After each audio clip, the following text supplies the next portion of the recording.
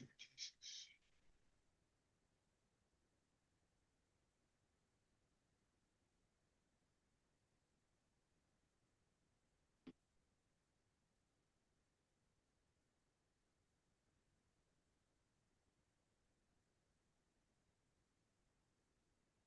Okay. So far,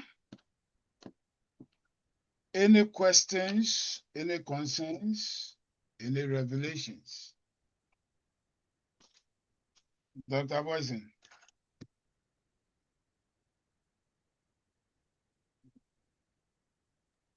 Not really. Boyson, are you with us? Yeah, but I have an emergency. I'm helping my wife with some emergency kitchen, so I'll be in the bathroom. So please spare me. Okay. Prof. Linda. Reverend, Any concerns, any questions, any issues, revelations, what have you? I don't know which one would that be, but I think from the directives you gave with the message you sent, Mhm. I saw, well, I don't know what it could be, but I'm just thinking that can you identify the time and the state Jesus was in through all the three temptations? The state is very clear with me, but at the time, I don't know if the locations too were indicating time as far as this your question is concerned. Because the only time I was sure about was the 40 days and 40 nights. Okay, the rest of the time I think had to do with location. I don't know if what I'm saying. Well, Yeah, so can you speak up a little? Okay, maybe let me increase my volume. Okay, go ahead. I'm done. I don't know if you got my issue or my concern. Okay, I think you are concerned about. I Okay, think it's let me with open. I'm time, going. time maybe with location or something, because time alone was is not. I've been thinking about it anyway, Okay, let me because share the my state is screen. very clear, but Okay, time yeah. it could be with the location. Okay, so let's look at. Can you see my screen? Mm. Can you see my screen? Yeah. Okay, so this is where the questions I asked there. Did Jesus did Jesus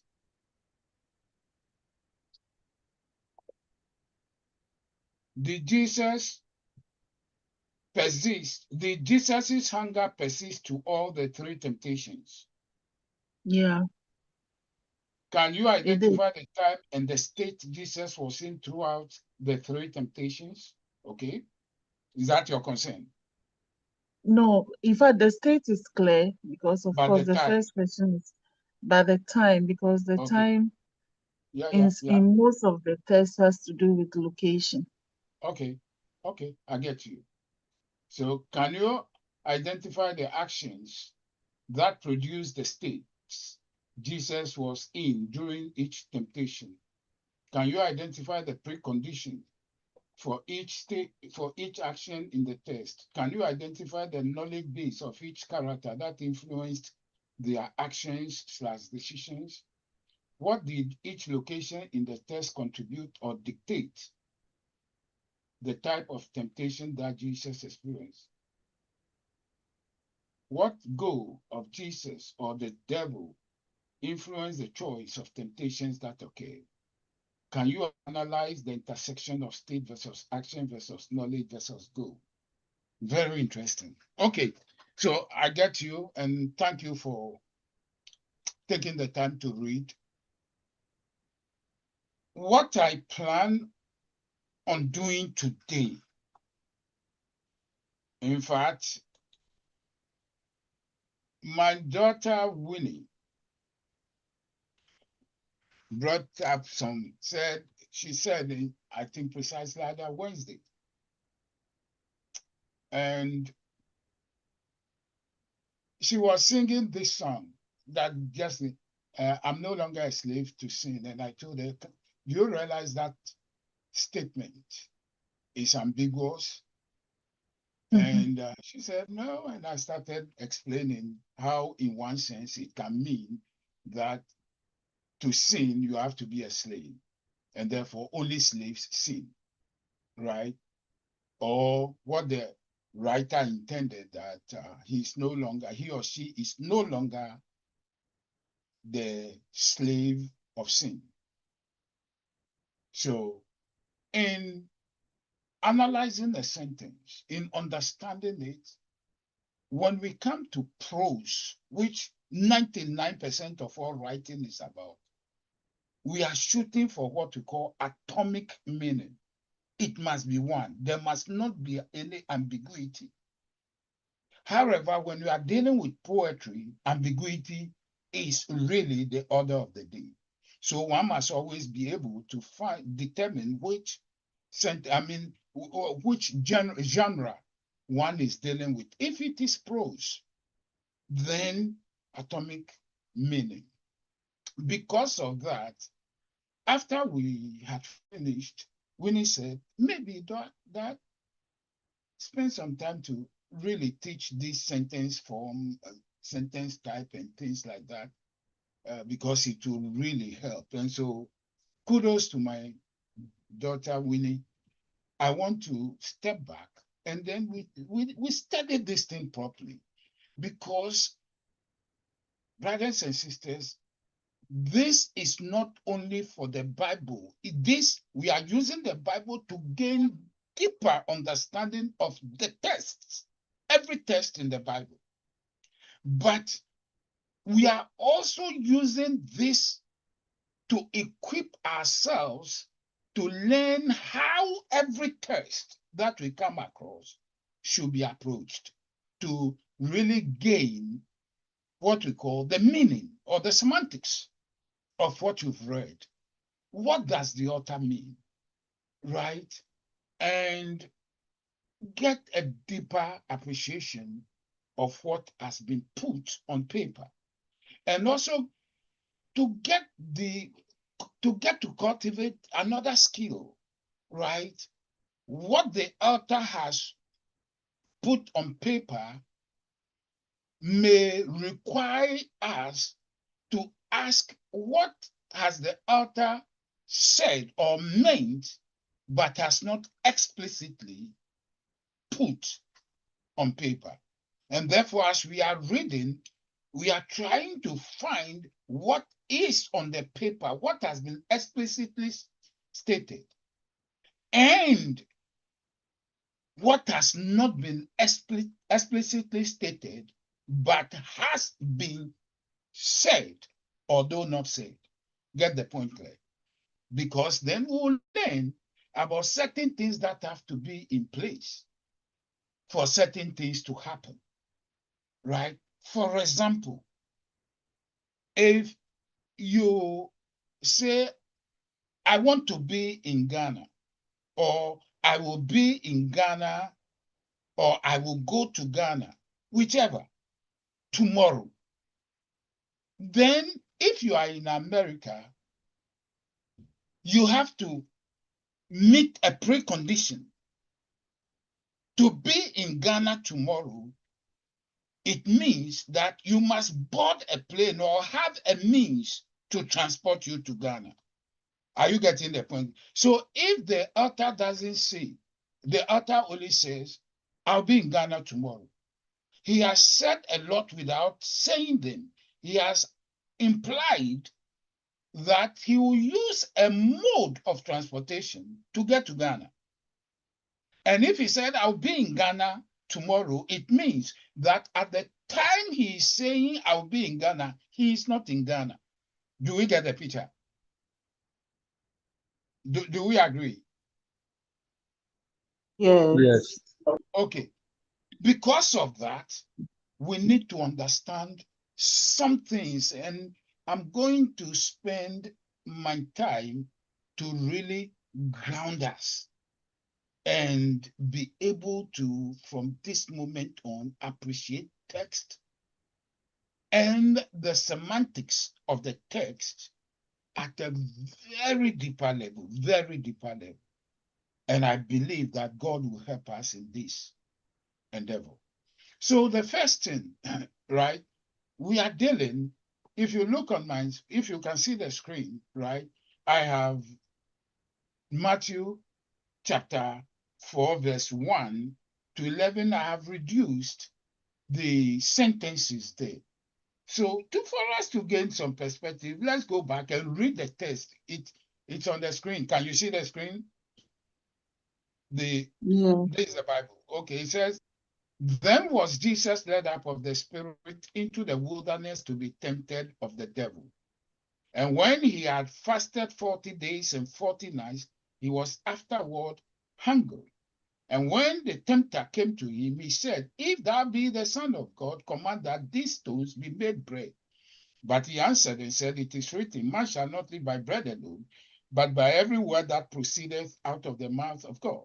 Then the devil taketh him up into the holy city, and setteth him on the pinnacle of the temple, and saith unto him, if thou be the Son of God, cast thyself down, for it is written, he shall give his angels charge concerning thee, and in their hands they shall bear thee up, lest at any time thou dash thy foot against a stone.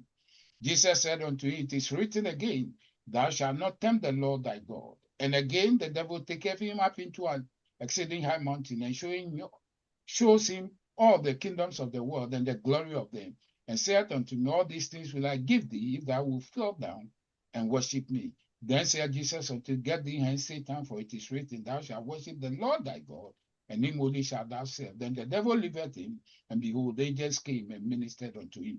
Very interesting. Now, let's look at the sentences, which I call the propositions. All of us know, I've taught this, what the difference between a sentence and a proposition. The proposition is any declarative sentence that has a value, and the value can be yes or no, true or false, 1 or 0, right?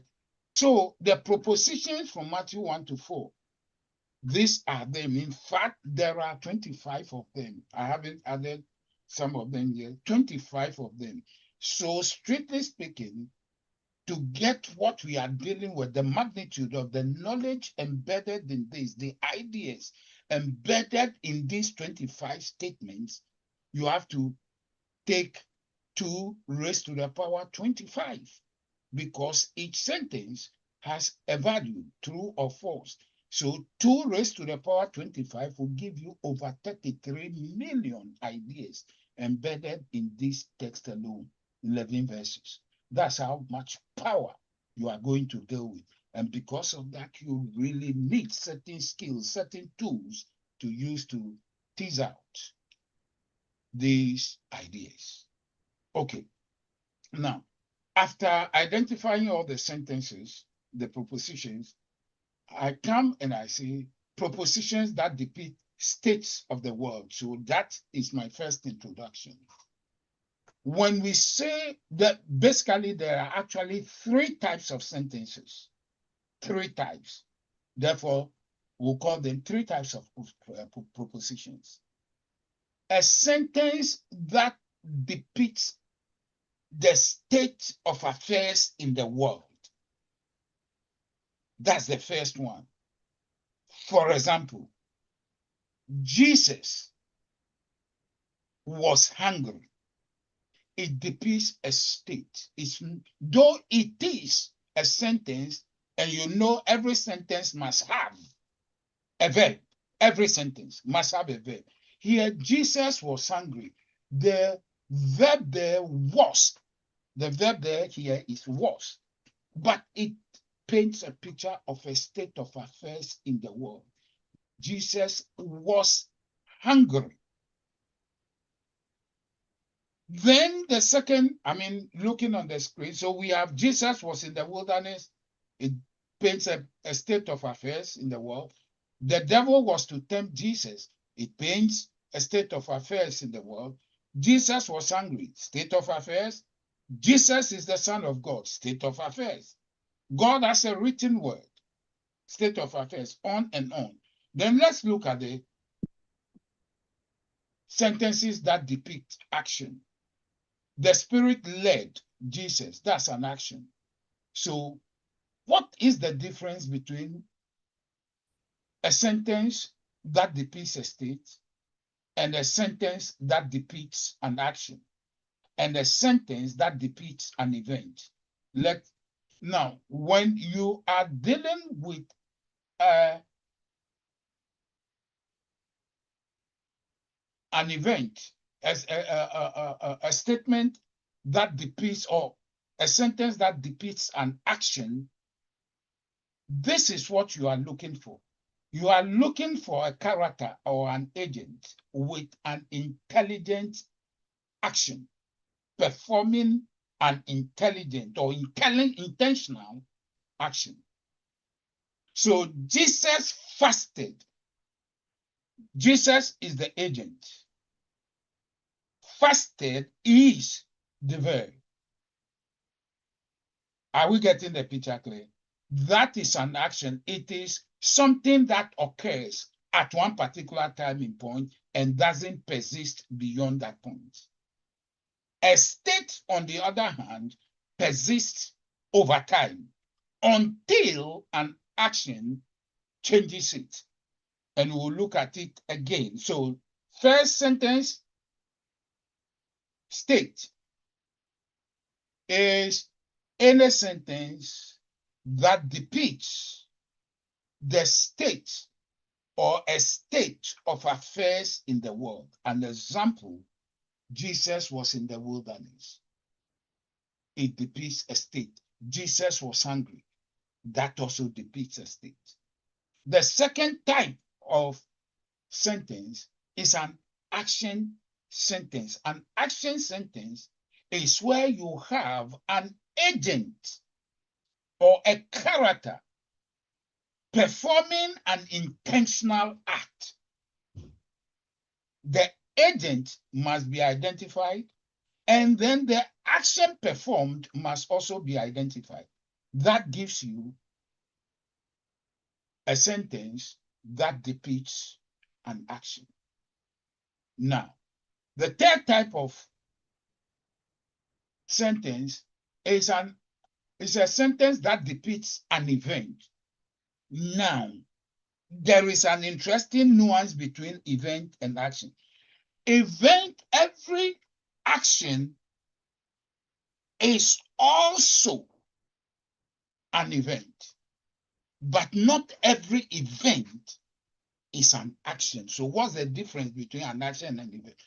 An event sentence can include the character, or it can include non-human characters, unless you actually turn a non-human object into an object that performs an action. So, for example, if somebody says, "In the storm roared," the storm roared in the skies. Oh, it seems like it is an action sentence, but a storm does not have a mind to perform an intentional act. Are we getting the picture clear?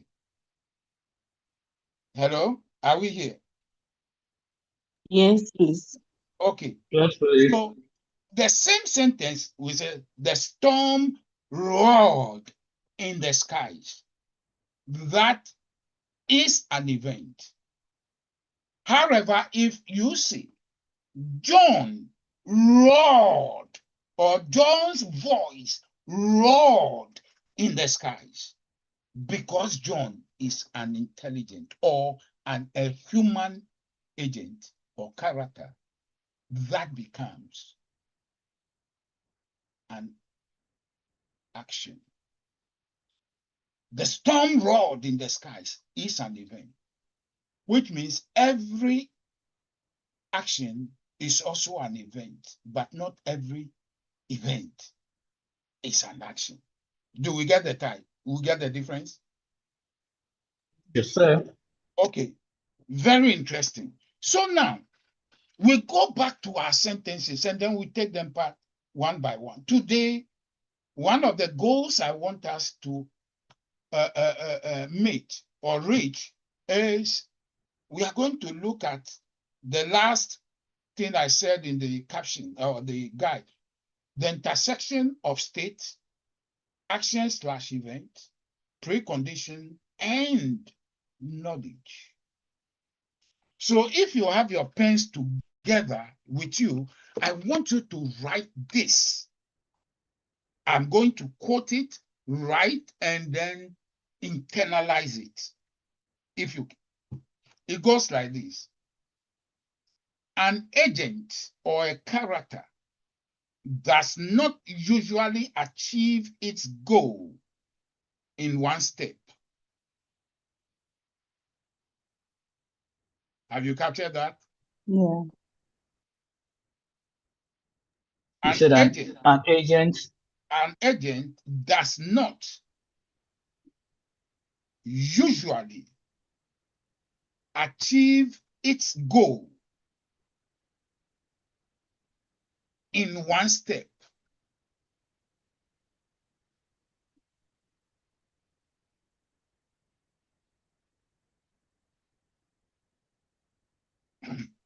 Therefore,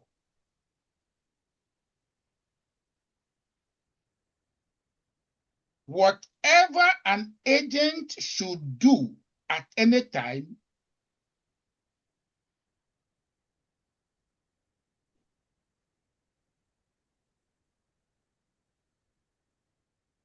depends on what it will do in the future.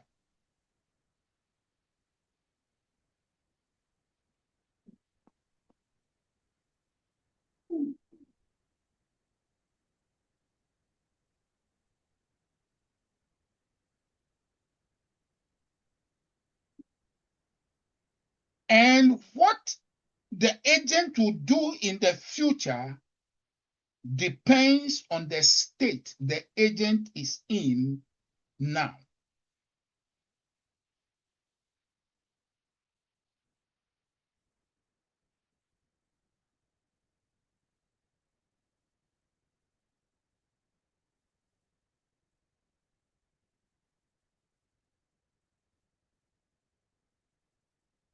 And the state the agent is in now depends. Yes. Oh, okay. And what the future will do in future depends on what? Went too And fast. what The current the state. agent will do in the future depends on the state the agent is in now or currently.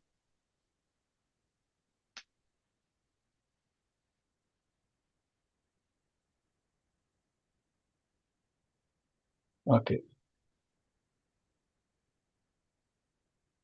And the state the agent is in now depends on what the agent has done in the past, quote unquote.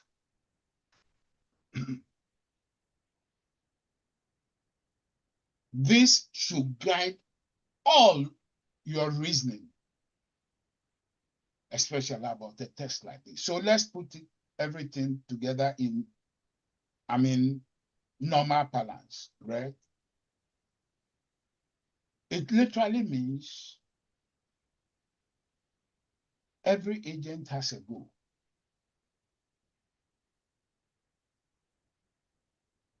Every agent has a goal. And you know goals are future oriented. True or false? Your goals are future oriented.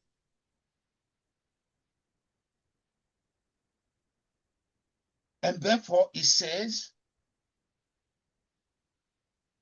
that future you want will determine the actions you will take or perform today?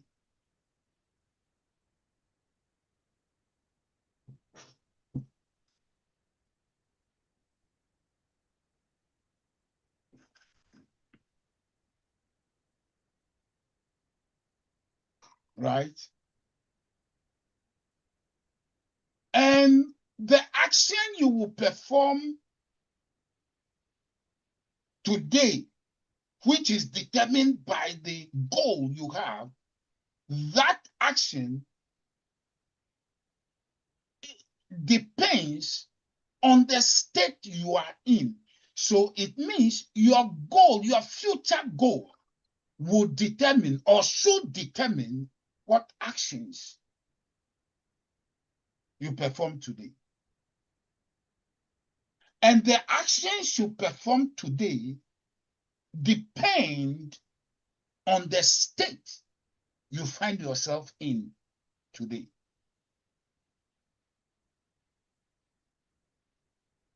And the state you find yourself in today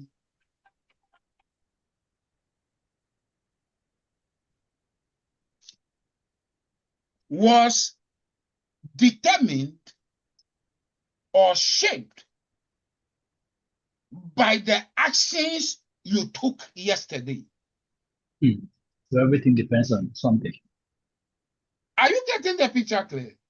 So yesterday, the decisions and actions you took or performed yesterday has put you in a certain state today. And the state you are in today will determine the actions you will perform. And if you have a goal which is future-oriented, that goal must determine or influence the actions you perform today.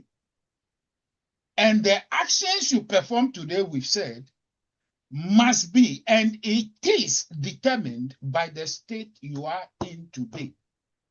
So let's actually unravel it in our normal day-to-day life.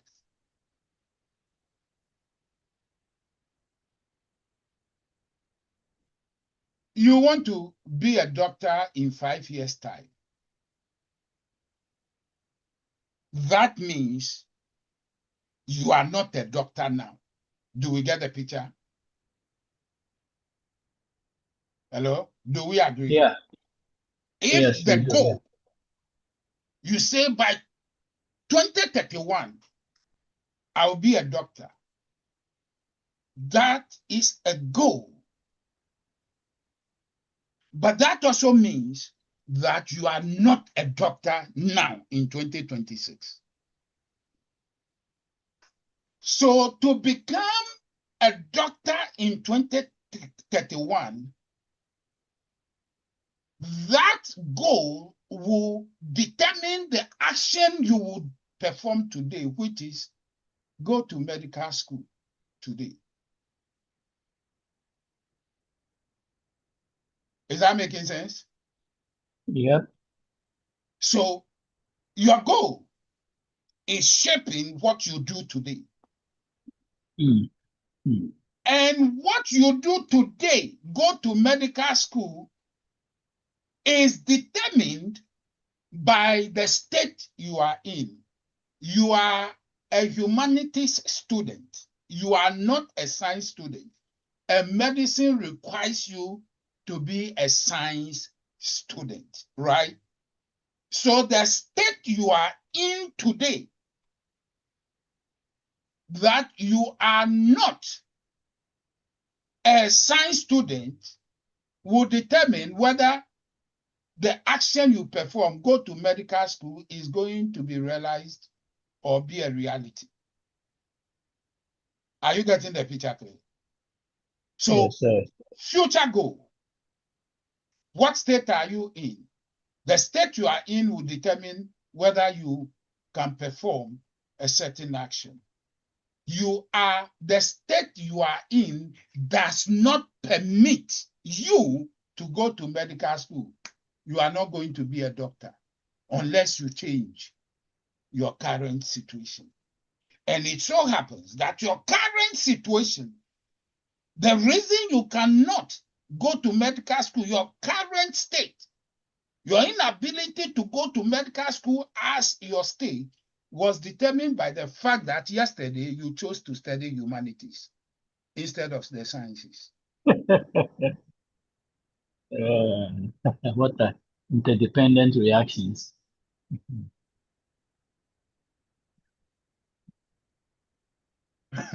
Are we getting there? Very interesting. And I think it's very philosophical. Do you agree? Yeah. Very philosophical. And that captures facts about life. It's true. Amazing. So let's But now go. are there any factors? Are there any factors that can mitigate against these? Oh yeah, but we are not just giving you an idea, right? There are many factors, but everybody, if you are intelligent, you have any, sit down and you can literally plot your life and see where you need course correction. Are you getting me? That's why it is so important to live intentionally. You must have goals. But those goals are dependent on certain actions. So let me take you back to the sense we want to capture now. Let's get this straight. A state can only change into another state. So state 1 can change to state 2 only through an action.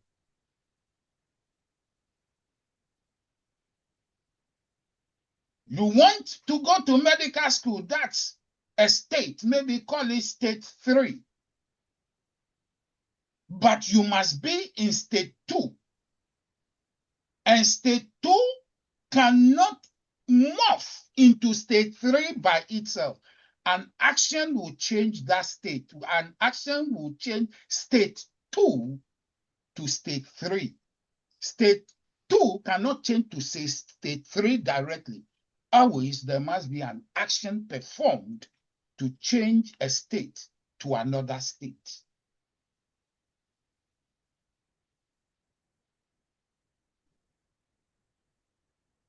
And every action has what we call a precondition.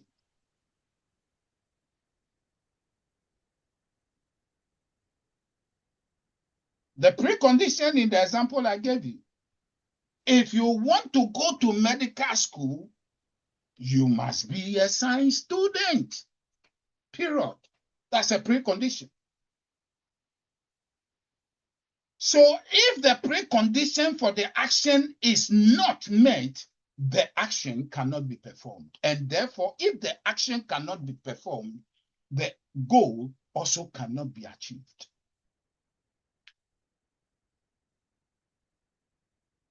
And so whether your current state, which permits a certain action,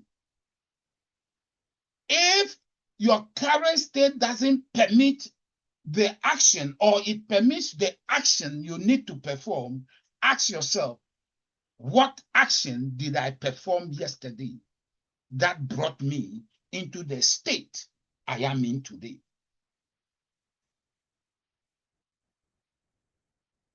Is that making sense?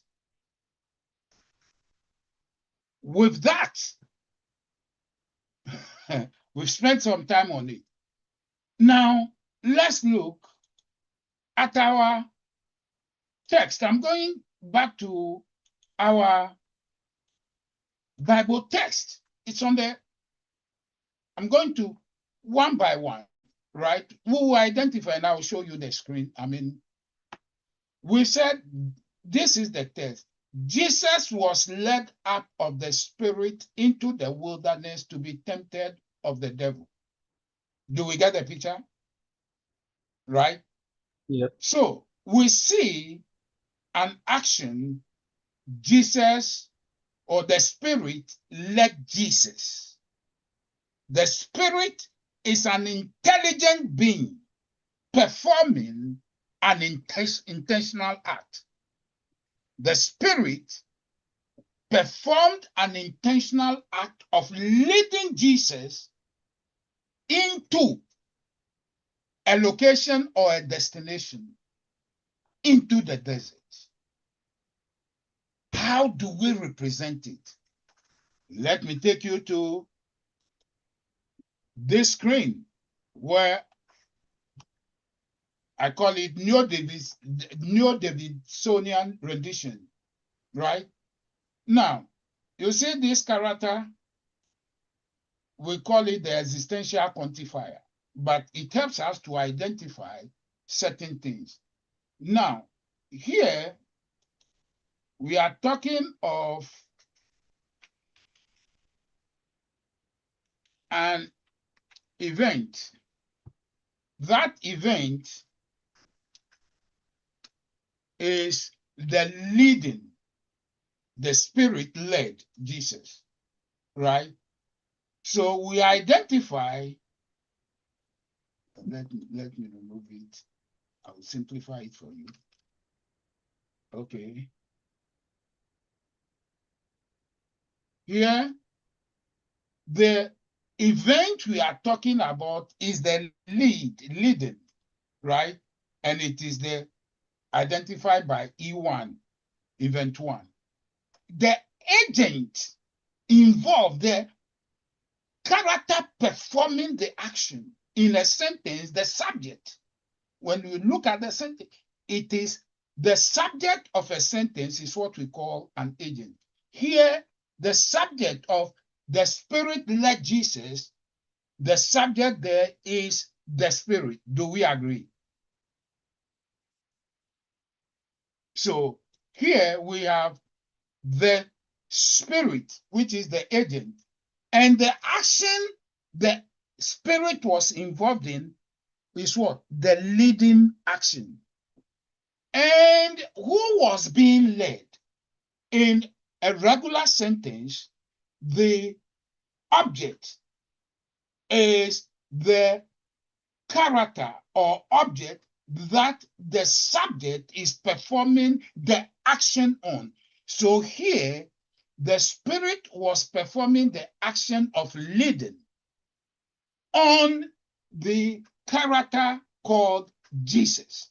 So we call that character in this type of rendition, we call it the patient. So the Spirit is the agent, the patient is Jesus. What event is involved or what action is involved? The leading action, right? And then where was Jesus being led to? By the Spirit. He was being led to the wilderness, all involving the action of the leading. This Davidsonian rendition helps you to always know which event or action we are talking about, which characters are involved, and what other elements are involved in that particular event or action. And it helps you to think straight and able to separate one action or event from the other without mixing things up. It is a tool. We will learn it, we will master it, and will profit from it. Now, the Bible also tells us the Spirit led Jesus into the wilderness to be tempted by the devil. So the purpose of the leading event into the wilderness, the location, the purpose was for Jesus to be tempted. So when we come here, right, we can decide, because this is all part of verse 1, I have made it, but I can decide to take this existential quantification character and put it here, and put ye two as the event. So tempting, here we've identified tempting as event 2. The agent involved, which is the subject involved, right? This time it's not the spirit, because don't forget the action being performed is temptation and not leading. In the temptation event or action, the one performing the temptation is the devil. And the event involved is tempting. Who is the patient being tempted? Jesus. Where did the temptation happen? In the wilderness. So you will realize, if you look at it, ye two identify is the common thing that you have all here. So first, the wilderness was a destination. The second time, the wilderness was a location. Are we getting the picture clear? Are we learning something? Yeah, very deep. Okay. Now we come to fasting. The Bible said, and Jesus fasted for 40 days and 40 nights, right? So we come back here again. We have identified fasting as an event. Let's call it event 3. So we will put fasting as event 3, right? We'll shift all this. We'll separate this, all this, and remove it. Let me cut it and place it somewhere here, so you'll get the sense properly. So we have the fasting event. We have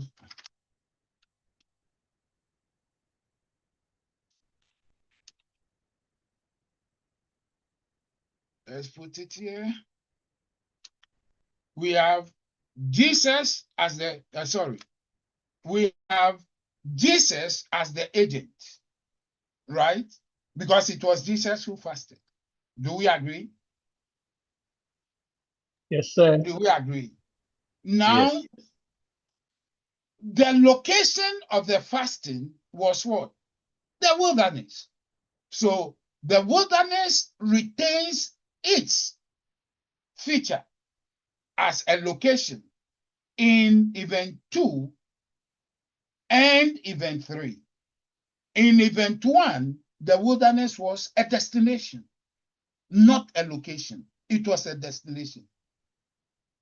Jesus performed, or the devil was to tempt Jesus in the wilderness. The wilderness then becomes a location. Now, Jesus had fasted. He fasted in a particular place. He fasted where? In the wilderness. Very important point for us to understand. Now, the Bible now tells us Jesus was hungry. Do we get the picture? We'll take this existential character and put it here. And this time we'll put ye 4, right? As the event, the hungering event, right? Down the line, we'll actually correct this. It's more of a state, but for now, for you to understand how to master the Davisonian model, let's look at everything as an event for now, right? So you know how to write the syntax and then master the skill. The hunger or hungering is the event. We call it event 4. The agent who performed that action is who? Jesus. So you identify event 4 as what? Hungering and the agent, the one performing it, is Jesus, right? Then the location again remains the same. E4, right? The event is E4, the location remains the wilderness. And that becomes an important thing to understand. Now, with this out of the way. Pastor, quick question. So if the location is the same, why does it keep changing from 3 to 4? No, because we are identifying, the major thing we are identifying is the action, the event. Are you getting the picture clear? The event, that's why we've put E1. When we are talking about state, we put it as S1. And then when we go to precondition, we'll put it as P, P1, P2, everything. But we are learning things step by step. Here, E4 is identifying the event called hunger. Are we getting the picture clear? And the person who is involved in the event of hunger is Jesus. And the location when the hunger event took place is in the wilderness. With that, we can build our state and then bring in our time element, because I'll tell you something. In this world, you cannot do anything without time. That is why if you go back to the very first chapter, very first verse of the very first chapter of the very first book of the Bible, Genesis chapter 1, verse 1, it starts with time in the beginning. Time. So everything happens within time. Everybody has it for free. But it is not cheap. It is expensive. That's why they will say time is money. And time will help us to look at when an action is performed and when a state is achieved. We want to track time. It will help us to know what is happening when, to whom, by whom. Get that, Peter? When an action takes place, or what is happening, when is the what happening, who is causing the what is happening, and to whom, if there is the happening to, or the event happening to, right? So here we come back to let's go back to our Bible text. So we put everything in there. Jesus was led into the wilderness to be tempted of the devil. We identified it. And the Bible said he fasted for 40 days. We realize that fasting gives us an action, right? Led up also give us an action, right? So we have two actions. And then we have, when the tempter came also gives us an action, right? Oh, we'll deal with that. Now, in the same text, we realize that Jesus fasted for 40 days and he was hungry. So Jesus was in the state of hunger at time. So let's start our time count. Let's start from the beginning. Let's call it time T1, right? Now we are building our state. Let's go here and let's start building our state. So we start with state 1, for example, right? Let's call it, first state is Jesus was in the wilderness. Do we agree it's a state and it's not an action? Yes, the state. Okay. Then we have Jesus is hungry. Do we agree? That's Jesus being hungry is a state. It is not an action. Mm-hmm. Are we getting the picture? Do we agree? Yes. Everybody, are we on board? Yes, Prof. sir. Yes, understood. Okay. Interesting. Yes, please. Now, so let's put our time element as time t1. So at time t1, let's agree that this is the state of the world. Jesus was in the wilderness. Jesus is hungry. So we have to ask ourselves, what happened to Jesus for him to be hungry? Are you not getting the picture clear? That will force us to ask ourselves a question. If Jesus was hungry at time t1, what state was he in before he became hungry? Do we get the picture? Do we agree? Yeah. Okay, so that will force us to go to state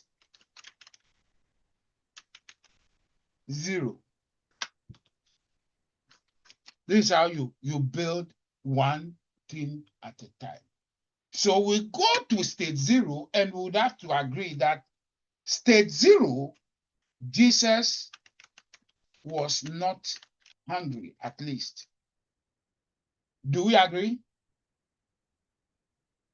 Yeah, it makes sense. Okay. Yes.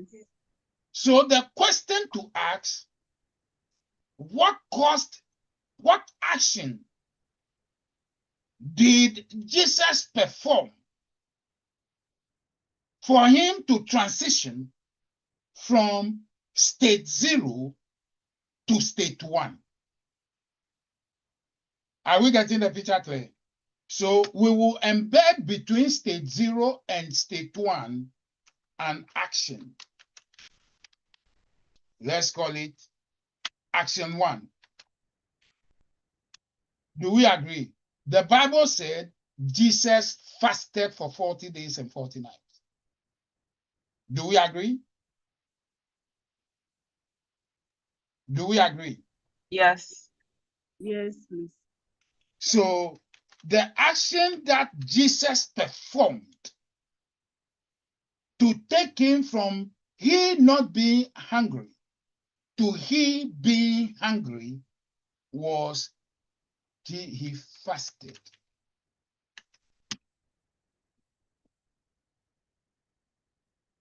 Are we following the way we are going about it step by step? Hello? Any questions so far? Follow. No, Nana? Okay, Joshua, go ahead. no questions.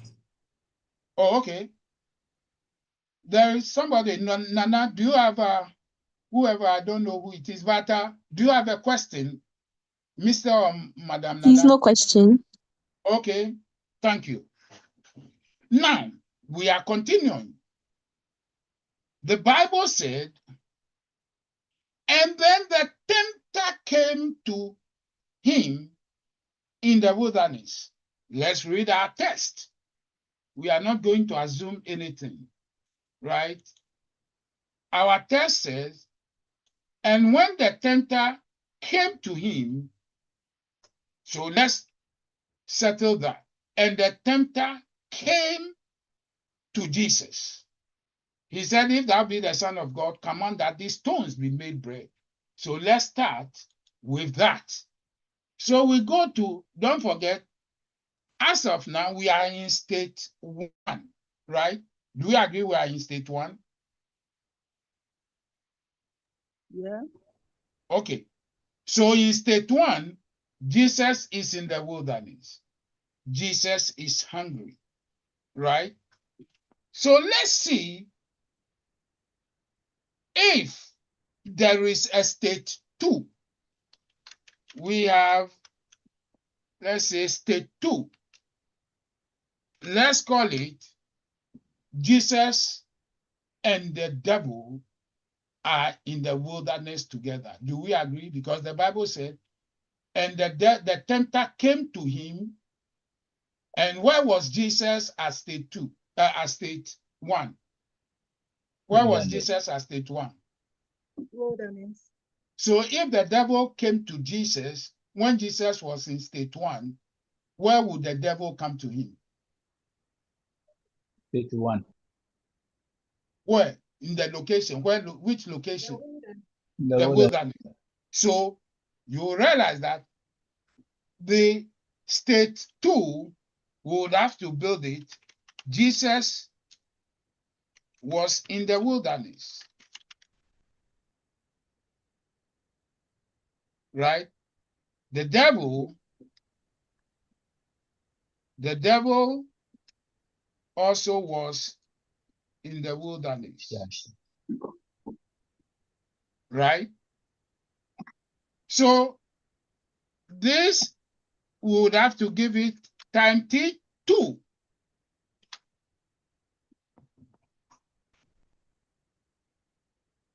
Are we not getting the picture clear? Time t2. Because time has passed. Jesus fasted for 40 days and 40 nights before the devil came. In fact, Jesus fasted before he became hungry. So the hunger itself, there will be a little shift in time, right? But let's take it as part of it. But when the devil came to Jesus, the time had elapsed.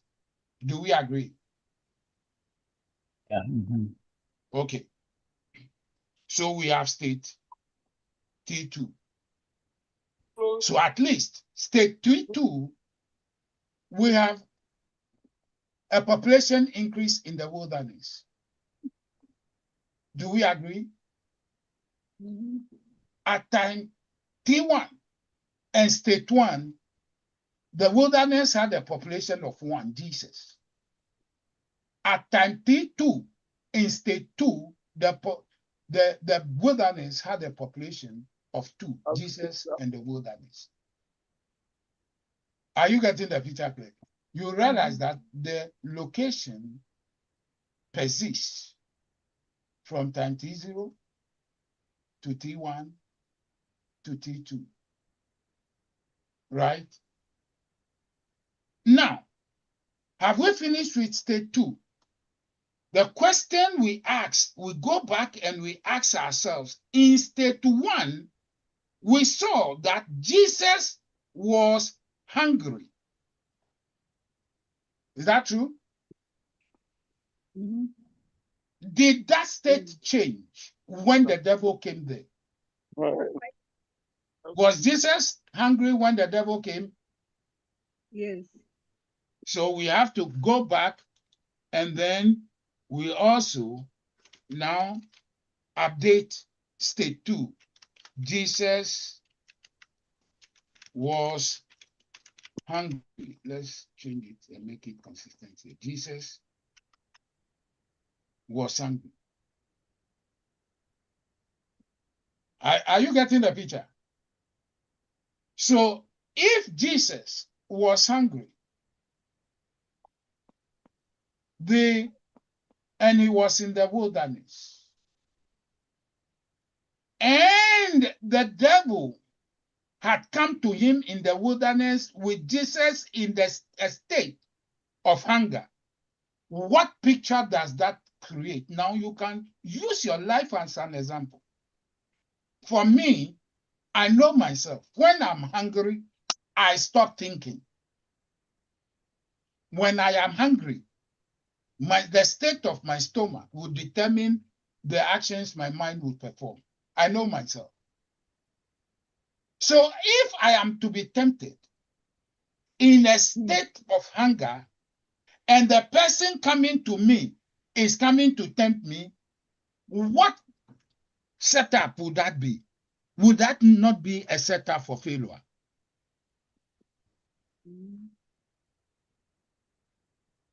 Any question? True or false? Joshua, do you agree? Can you imagine you are in a certain state that makes you vulnerable, and then your enemy meets you in that vulnerable state? Is that a good place to be in? No. That is what now you have to start understanding about this test. And that's why this is important, that you begin to think at deeper and higher levels. The author will not tell you this, that you are going to become the thinker that thinks through issues like this. Because now you understand, we've said it over and over again, the Bible is not about what happened. It is about what happens. So what you are reading is what actually happens in life. Take Jesus out of the, and replace Jesus with your name. Take the devil out of there and take the person who doesn't like you, your enemy, and see what setup that will be for you.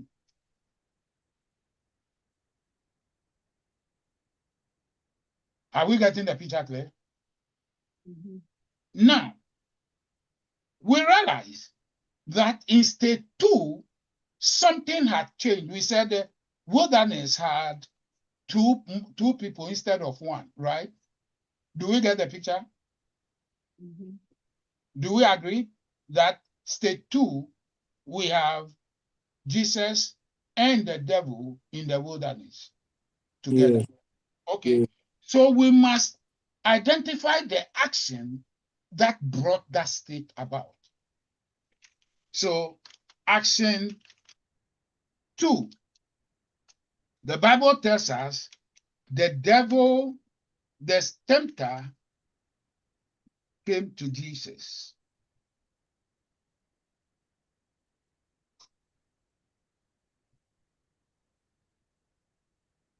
Is that making sense? Yes.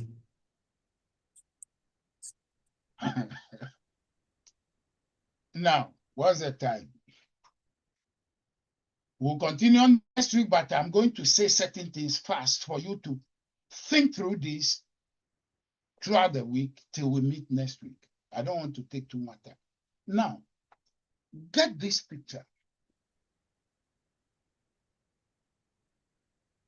The Bible says that Jesus was in the wilderness. We've built it, right? Jesus is in the wilderness. It is a feature or a state that keeps persisting from state 1. We see it in state 2. Perhaps we see it in state 3. But at least Jesus is in the wilderness. Do we get the picture? Do we agree? Okay. Yes, he's in the wilderness. Yes. Okay. In the wilderness. But the Bible says Jesus fasted for 40 days and 40 nights. Fasted. What does the word fast? To fast. What does it mean? They did not eat. He was not eating. Okay, so Jesus abstained from food. Do we agree? Yep. Okay. And now some 2 weeks back, Dr. Boyson put up a strong challenge. So let's look at something we will deal. We are now looking at our preconditions, right?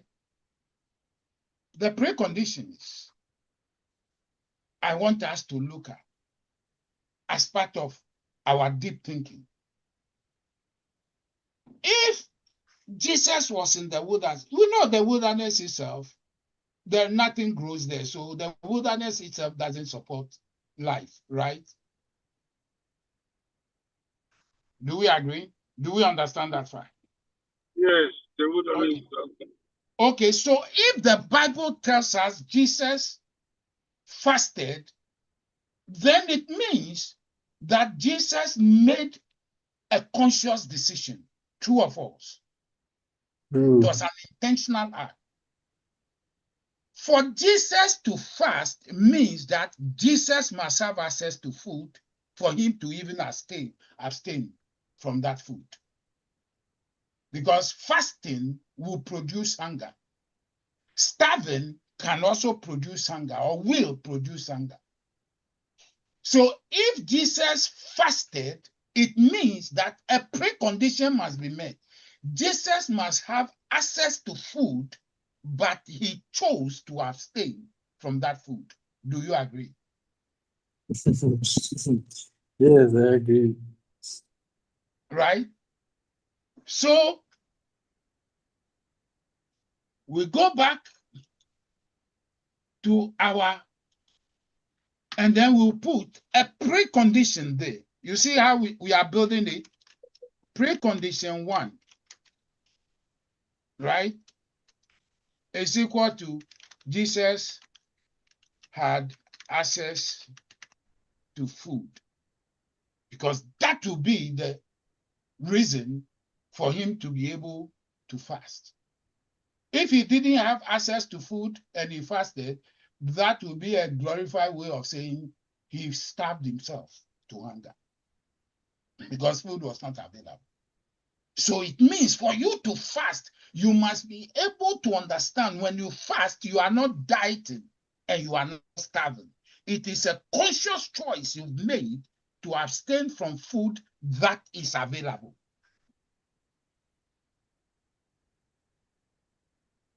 Hello? Yeah. Are we appreciating this deep way of appreciating a text?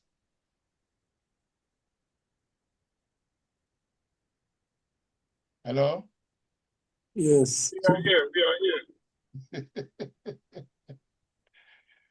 here. We'll stop here. I will invite any question. At least we've built a certain foundation. We'll build on knowledge and down. This test will be the beginning of cultivating the great skill of deep thinking. Right? So, any questions for now before we call it a night? Joshua, do you have any question? I am thinking about the possibility of access to food in the wilderness. Well, because again, don't forget, Jesus could have decided to leave the wilderness to go and eat. He had option. He went there. He could have decided to leave, right? So he didn't necessarily have to have food in the wilderness itself.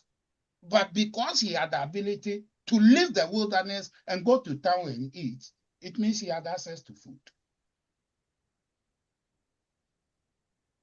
Because fasting must have a precondition of availability of food for abstention from food to become possible or to make sense. Do you get it? Yes. So that's how all of a sudden you begin to understand things.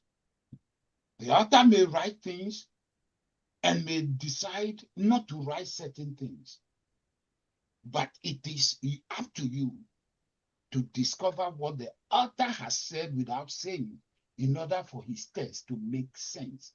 And this Bible, that is its main strength. Solomon will put it this way, that it is the honor of kings to say dark things, and it is the duty of his subjects to find it out.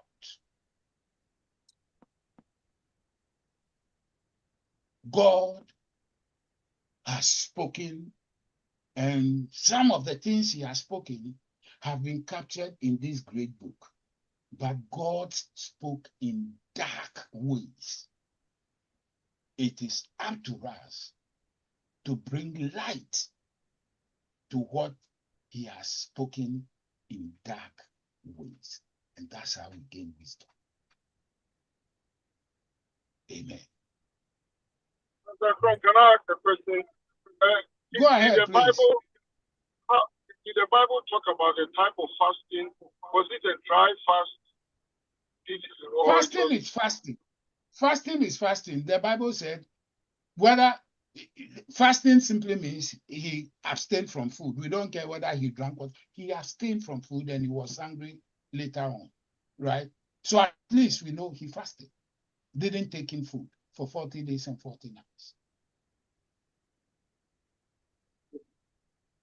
You get it? Hello? I get it. Thank you. I got it. Okay. So it was he abstained from food. We don't know whether he drank water or not. Yeah, we don't, and we really don't care. The Bible said we know what fasting is, but we are making sense of this situation that if somebody comes to you and says he is fasting, then you have to ask yourself, are you fasting because you don't have food? Or you are fasting because you have food and you are exercising your choice to abstain from it? They are two different things. Because somebody in, let's say, Bogatanga, when there is drought, if that person between the hours of 9 a.m. and 6 p.m. has not eaten, that person is starving because of the drought. Then somebody in Accra with food available, if that person doesn't eat and he has the money and everything, then you could say that person is fasting. If he is indeed fasting. Or he's then dieting. Dieting and starving may actually be the same thing. But dieting, fasting, and starving will produce the same result, hunger. Are you getting the point clear? Well, Yes. if you starve, you will be hungry. If you diet, you will be hungry. If you fast, you will be hungry. So of the three, which one are you doing? The choice of what you are doing will depend on the precondition you are meeting.